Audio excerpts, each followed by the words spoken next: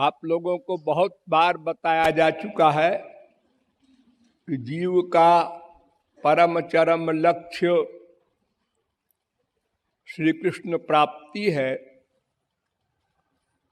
और वह श्री कृष्ण प्राप्ति रूपी लक्ष्य एकमात्र भक्ति से ही प्राप्त हो सकता है।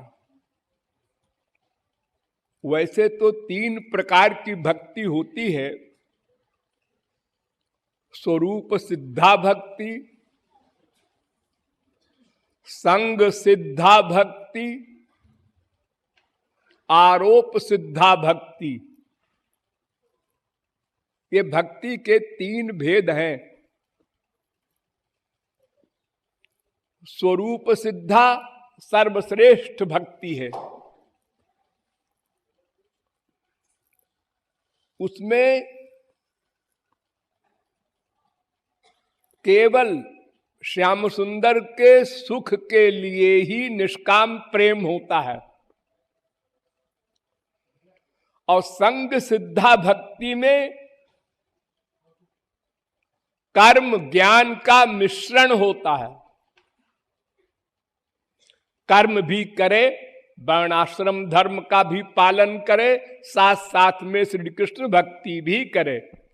अर्थात मन से श्री कृष्ण भक्ति करे और इंद्रियों से वर्णाश्रम धर्म का पालन वेद विहित करे। ये संग सिद्धा भक्ति है, ये निम्न कक्षा की है। और आरोप सिद्धा भक्ति मध्यम कक्षा की है, जिसमें श्री कृष्ण को अपने कर्मों का फल समर्पित करते हुए भक्ति करना होता है। तो आप लोगों को स्वरूप सिद्धा भक्ति का उपदेश दिया जाता है। अर्थात उसमें कर्म ज्ञान योग किसी का मिश्रण न हो और कर्मार्पण करना और कर्म करना ये बीमारी भी न हो। केवल श्री कृष्ण भक्ति, विशुद्ध भक्ति, कोई कामना नहीं, निष्काम भक्ति, वही आप लोग कर रहे हैं। नवधा भक्ति है वो 9 प्रकार की। उसमें प्रमुख 3 भक्ति है, श्रवण, कीर्तन, स्मरण। इन तीनों में भी सबसे प्रमुख स्मरण भक्ति। नंबर 2 कीर्तन भक्ति। नंबर 3 श्रवण भक्ति। इस समय आप लोग श्रवण भक्ति कर रहे हैं, सुन रहे हैं भगवत विषय। जब आप लोग नाम गुण लीला का गान करते हैं वो कीर्तन भक्ति है। और जब आप भगवान का स्मरण करते हैं मन से, वो स्मरण भक्ति है। तो केवल स्मरण भक्ति करो, चाहे स्मरण प्लस कीर्तन दोनों मिलाकर करो, लेकिन स्मरण भक्ति अवश्य हो। स्मरण भक्ति के बिना कोई भक्ति लक्ष्य को नहीं दिला सकती, भगवान से नहीं मिला सकती।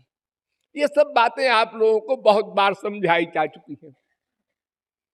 ये तो दवा है, औषधि है। इसके खाने से भव रोग समाप्त हो जाएगा। लेकिन परहेज भी बहुत आवश्यक है। कोई डायबिटीज का मरीज पेट भर मिठाई खाए, चीनी खाए और डायबिटीज के रोकने की गोली और इंजेक्शन भी ले, इंसुलिन, वो काम नहीं देगा। कमाना बड़ी बात नहीं है, गमावे ना ये बड़ी बात है। आप 1 करोड़ कमा के और चौरस्ते पर रखी आए, दूसरे दिन गए देखने, वहां कुछ नहीं था। ऐसे ही होता है कुसंग, दोष।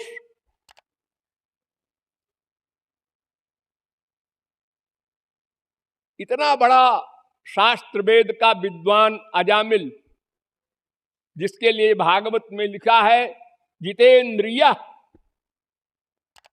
मन पर कंट्रोल करने वाला, सदाचारी, और एक क्षण के कुसंग ने उसको इतना बड़ा पापी बना दिया, इतना बड़ा संसारासक्त बना दिया कि हमारे हिंदुओं के इतिहास में एग्जाम्पल बन गया, उदाहरण बन गया। तो जो गड़बड़ी करने वाली चीजें हैं, भक्ति में बाधक हैं, उनको समझना और उनका पालन करना, ये भक्ति करने से भी अधिक आवश्यक है। वो दो प्रकार का बाधक तत्व होता है। एक का नाम कपूयाचरण और एक का नाम आध्यात्मिक तुष्टि। बहुत ध्यान से सुनो, हम डिटेल नहीं करेंगे। कपूयाचरण और आध्यात्मिक तुष्टि, ये दो दोष ऐसे हैं जो भक्ति में सबसे बड़े बाधक हैं।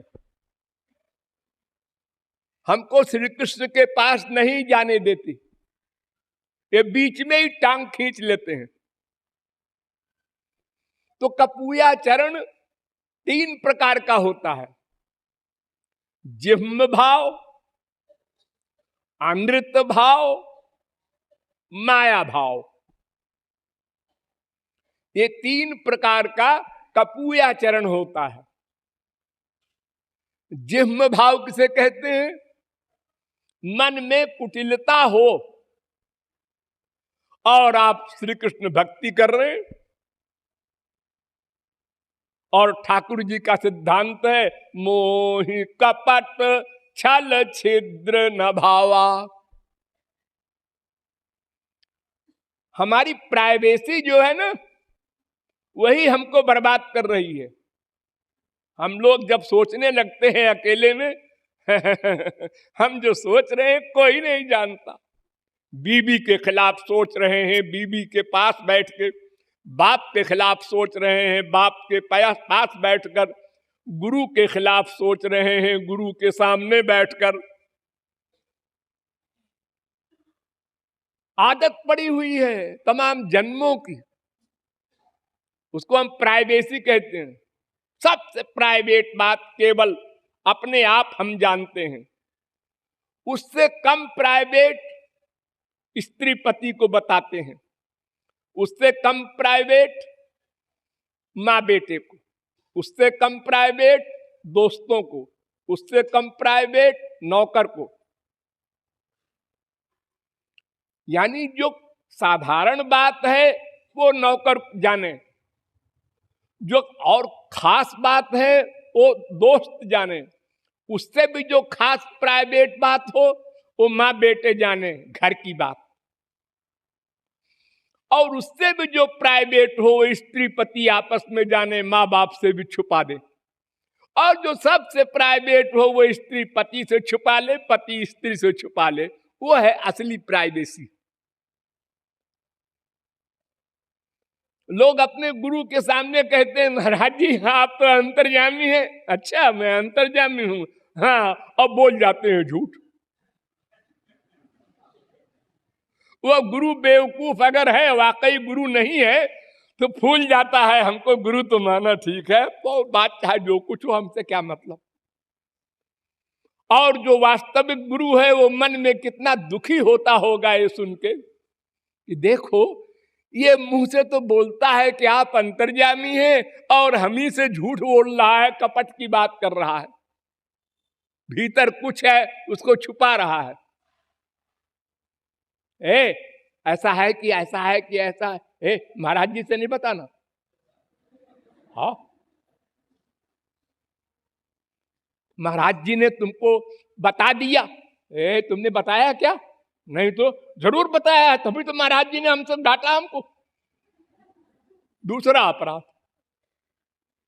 अपराध पर अपराध, अपराध पर अपराध हम लोग करते जाते हैं और फिर उधर हरे राम और भक्ति भी करते हैं, आंसू भी बहाते हैं श्री कृष्ण के लिए, सब मटिया मेट हो जाता है।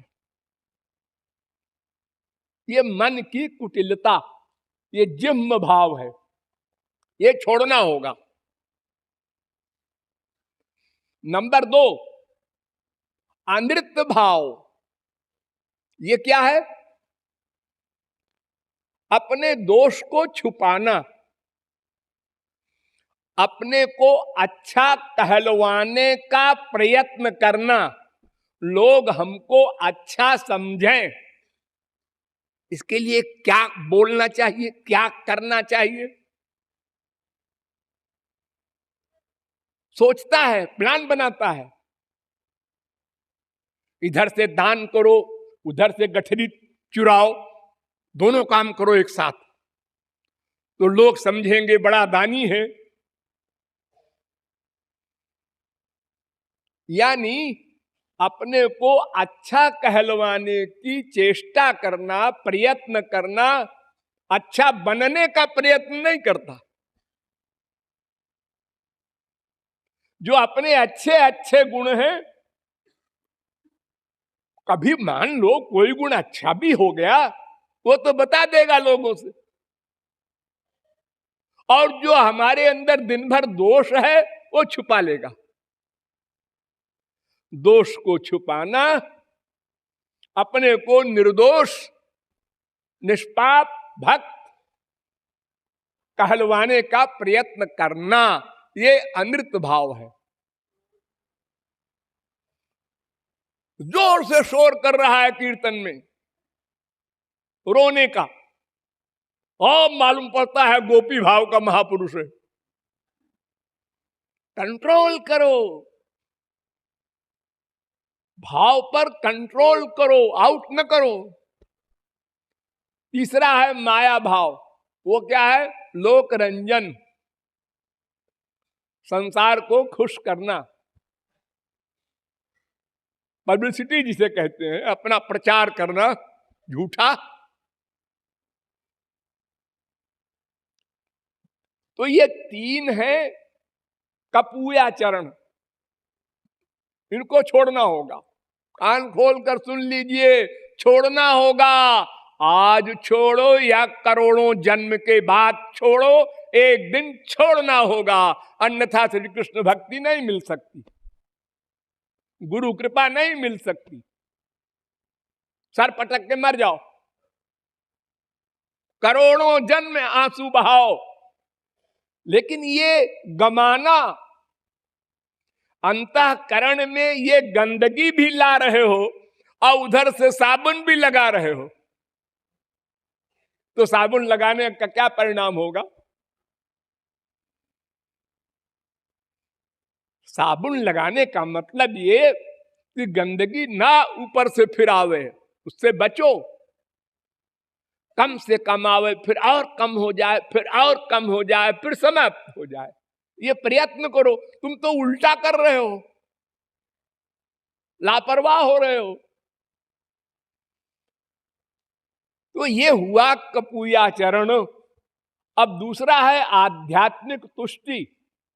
वो क्या होती है? वो 4 प्रकार की होती है।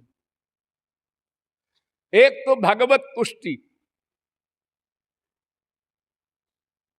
साधना नहीं करते, अरे जब भगवान कृपा करेंगे तो सब हो जाएगा, कृपा करने से ही सब कुछ हो सकता है, तुमको नहीं मालूम? अरे भगवान की कृपा के बिना पत्ता नहीं हिलता।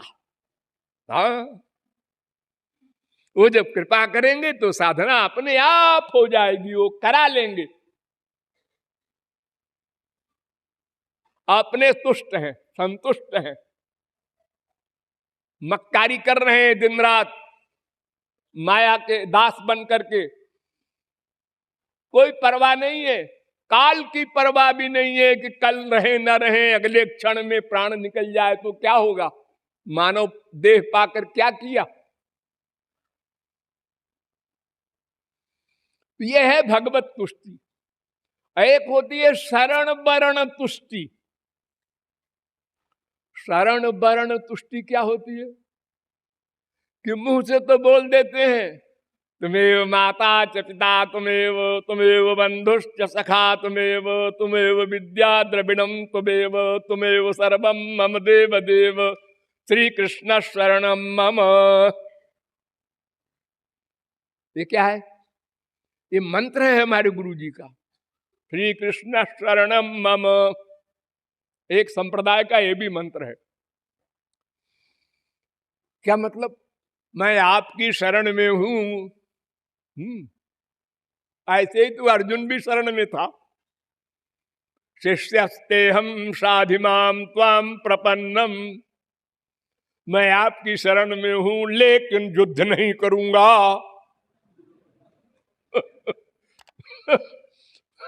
ऐसे ही हम भगवान की और गुरु की शरण में जाते हैं। आपकी शरण में है लेकिन आपकी सब आज्ञा नहीं मानूंगा, जो हमारे मन के मुआफिक होगी उतना मानूंगा, बाकी को हटा दूंगा। हाँ? ये तो अपनी आज्ञा मानना हुआ, तुम गुरु और भगवान की आज्ञा कहां मान रहे हो? तो शरण वरण तुष्टि में मुख से शाब्दिक शरणागति करे और अंतःकरण समर्पित न हो, मन बुद्धि समर्पित न हो, तो वो शरण वरण तुष्टि है। ये मन बुद्धि को ही तो शरण करना है। मुख से कह दिया शरण, क्या जबान को शरणागत करोगे? या शरीर को दंडवत गुरु के चरणों में डाल दिया, शरीर का समर्पण करोगे? अरे शरीर का भी करो, ठीक है, लेकिन मेन चीज है मन बुद्धि। इसलिए अर्जुन से भगवान ने कहा मैं ये व मन आधत्सो मई बुद्धि निवेशय। अर्जुन मन भी मुझको दे दे, बुद्धि भी मुझको दे दे। जब बुद्धि मुझको दे देगा तो एक खोपड़ी लगाना तेरा बंद हो जाएगा। गुरु ने कहा यहां से चले जाओ, फिर इन्हें सोचेगा क्यों क्यों चले जाए, यहां कीर्तन हो रहा है, मुझे आप कहते हैं चले जाओ। सोचो मत, गुरु आज्ञा पालन, बुद्धि मत लगाओ। वाल्मीकि इतना बड़ा पापात्मा, जब उसको गुरु ने कहा मरा मरा कहते रहो जब तक मैं लौट के ना आऊं, तो उसने बुद्धि नहीं लगाया गुरुजी आप कब लौट के आएंगे, किस महीने में, किस साल में ना। ये मरा मरा कहने से होगा क्या गुरुजी? ना, पूछा नहीं कुछ, बस मरा मरा मरा मरा कहता रहा। शरीर में दीमक लग गए, सारी हड्डी पसली सब चाट गए और उसने बुद्धि नहीं लगाया। तब महापुरुष आया, परीक्षा में पास हो गया हो, गुरु आया, सब कुछ दे दिया। तो शरण वर्ण तुष्टि का अभिप्राय है कि वाणी से तो समर्पित हो और मन बुद्धि को समर्पित न करे, शरणागत न हो, तो ये भी बाधक है। और काल तुष्टि तीसरा, अरे साहब ऐसा है कि जब समय आएगा ना तो सब करा लेगा। पुरुष बली नहीं होता है, समय होत बलवान, भिल्ले लूटी गोपिका, सोई अर्जुन सोई बान।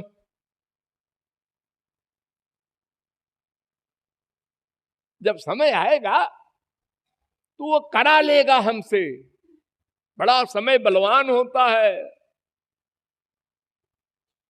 काल से कोई नहीं जीत सकता। इसलिए इसलिए अपन बैठो आराम से, स्त्री पुत्र माँ बेटा बाप रसगुल्ला में आसक्त रहो, जब समय आएगा तो करा लेगा। समय आया, हाँ आया, क्या आया, हम गए, संसार छोड़ के हम गए, ये समय आया। वो समय नहीं आया जो ईश्वर भक्ति करा लेता। एक काल तुष्टि और एक होता है भाग्य तुष्टि। जब तकदीर में लिखा होगा तो अपने आप हो जाएगा, कोई नहीं रोक सकता। हरिणापि हरेणापि ब्रह्मणापि सुरैरपि ललाट लिखिता रेखा परिमार्ष्टुम न शक्यते। अरे साहब, ब्रह्मा विष्णु शंकर की शक्ति नहीं है, अरे श्री कृष्ण की भी शक्ति नहीं है। ये लिखना भूल गए थे, वह भी लिख देते इसी श्लोक में। देखो, उत्तरा विधवा हो गई, अभिमन्यु की स्त्री, और अभिमन्यु के मामा भगवान श्री कृष्ण बैठे थे, और अर्जुन उनका बाप अभिमन्यु का, वो भी गीता ज्ञानी महापुरुष, और शादी कराया वेद व्यास, वो भी भगवान के अवतार, यानी तीन तीन भगवान, वेद व्यास भी, श्री कृष्ण भी, अर्जुन भी। और अभिमन्यु मारा गया, कोई नहीं बचा सका। तो विधिकर लिखा को मेटन हारा, कोई नहीं मिटा सकता।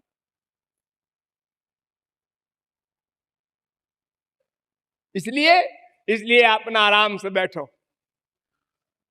अरे बाबा, लोगों को क्या है, इनका काम धाम तो कुछ ही नहीं, ऐसे ही बकबक करते रहते हैं, भजन करो भजन करो भजन करो। अरे हमारे बाल बच्चे हैं, उनको हम संभालें, उनकी चिंता करें।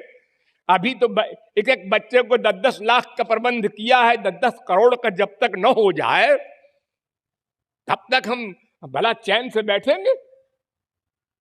बाबा जी के कहने में आ जाए, बस 24 घंटे राधे राधे बोलो। अरे राधे राधे बोले, कोई दिमाग खराब है क्या हमारा? हम तत्व को जानते हैं, भाग्य जब होगा तब करा लेगा। ये 4 प्रकार की तुष्टि है, आध्यात्मिक तुष्टि कहते हैं इसको। ये बीमारी जिसके दिमाग में भर गई, सो परत्र दुख पावई, सिर धुन धुन पछताए, काल ही कर्म ही ईश्वर ही मिथ्या दोष लगाए। इस प्रकार ये दोष लगा करके भाग्य भगवान आदि के ऊपर आत्महत्या करता है, आत्मा का सर्वनाश कर रहा है, क्योंकि मानव देह छिन जाएगा। मानव देह को छोड़कर बाकी योनियों में साधना भक्ति हो ही नहीं सकती। गया। अब कबहू करी करुणा नर देही, कभी भगवान दया करके मानव देह देंगे संचित कर्म से निकाल करके, तो फिर हम ऐसे ही कर देंगे। 2 दोष से युक्त हो जाएंगे, कपूयाचरण या तो आध्यात्मिक तुष्टि। तो हम भक्ति कैसे करेंगे? और अगर साथ में भक्ति करते भी हैं और इन दोषों से नहीं बचना चाहते या जानते ही नहीं इन दोषों को, तो भक्ति करते रहो। एक अंधा रस्सी बट रहा था, रस्सी, बहुत गरीब था। अब अंधा क्या करता बेचारा, और गांव में रस्सी बटते हैं हाथ से। ये धान का जो पेड़ होता है, पैरा कहते हैं उसको, उसकी रस्सी बनती है। तो रोज अपना रस्सी बटा करता था, उसको बेच के खाना खाता था। एक दिन वो रस्सी बनाता गया और पीछे भैंस बैठी थी, उसको पता नहीं था, बेचारा अंधा था, वो उसको खाती जाती थी। अब उसने अपना गणित लगाया, हा 15 फुट रस्सी हो गई, अब आज का खाना हमको पूरा हो जाएगा। अब वो 15 फुट का 14 फुट तो खा गई वो भैंस। जब उसने रस्सी को बटोरने का प्रयत्न किया तो 1 फुट की रस्सी उसको मिली। अरे कहां गई रस्सी, बाकी सब भैंस खा गई। तो इसी प्रकार हमारे इस संसार में भी बहुत से लोग बहुत पैसा कमाते हैं। उनसे पूछो सारे जीवन में तुमने कितना कमाया? सारे जीवन में 50 लाख तो कमाया होगा कम से कम। अच्छा, और जो स्वयं बीमार पड़ गए, ऑपरेशन के लिए 1 लाख चाहिए था तो 1000 भी नहीं निकला, बल्कि कर्जदार हो गए। आमदनी कम, खर्चा अधिक। देखो हमारे इस भारतवर्ष में 500 रुपया महीना कमाने वाला भी है जिसकी पूरी फैमिली है। वो कहता है महंगाई है, बड़ी मुश्किल होती है। 1000 रुपया कमाने वाला भी है, बड़ी मुश्किल है, महंगाई है। 2000 कमाने वाला भी है, 10,000 कमाने वाला भी है, 25,000 कमाने वाला भी है। सब यही बोलते जा रहे हैं बड़ी महंगाई है, बड़ी परेशानी है। ऐसा क्यों? जितना जितना पैसा आता है उतनी उतनी कामना बढ़ती जाती है और सब रुपया उसी में समाप्त हो जाता है। अरे भाई साधना में नहीं आए, महाराज जी पैसा ही नहीं था तो किराया तक को कैसे आते? हाँ? ये ऐशो आराम के सामान में, ये पैंट है, ये साड़ी है, कितने की है? गरीब आदमी 100 रुपए की पहने हैं, एक 200 की, एक 500 की, एक 1000 की, एक 4000 की। ये 4000 की साड़ी क्यों पहनते हो भाई? क्यों पहनते हैं? अरे हमारी आमदनी है ऐसी। फिर ये क्यों कहते हो बड़ी मुसीबत में पड़े हैं, महंगाई है? अरे अपना खर्चा कम कर दो। हम बढ़ाते जाते हैं उसी प्रकार से। इसलिए भक्ति करने के साथ साथ भक्ति में जो बाधक तत्व मैंने बताए उनको मस्तिष्क में रखो और उनसे बचो। हम ये नहीं कहते हैं कि तुरंत छोड़ दो, वो कोई तौलिया नहीं है ए फेंक दिया, ऐसा नहीं होगा। इसके लिए अभ्यास करना पड़ेगा। डेली सोचो, सोते समय 2 मिनट, आज हमने क्या दोष किया, क्या क्या गलत सोचा,